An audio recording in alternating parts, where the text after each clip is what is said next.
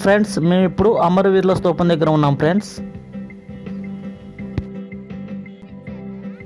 తెలంగాణ రాష్ట్ర సాధన కోసం ప్రాణాలు అర్పించిన అమరుల త్యాగానికి గుర్తు ఫ్రెండ్స్.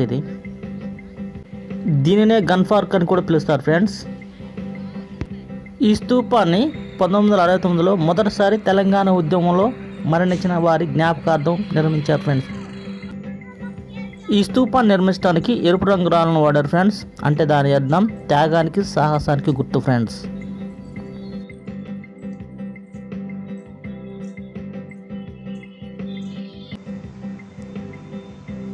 ఈ స్తూపం హైదరాబాద్లోని అసెంబ్లీ ముందు ఉన్న గన్ పార్క్లో ఉంది ఫ్రెండ్స్.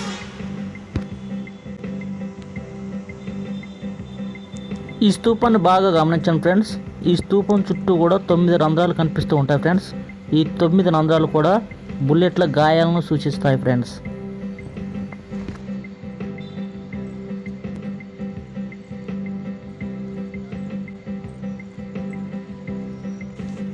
ఈ స్తూపాన్ని ఎరుపు రంగు రాళ్ళతో నిర్మించారు ఫ్రెండ్స్.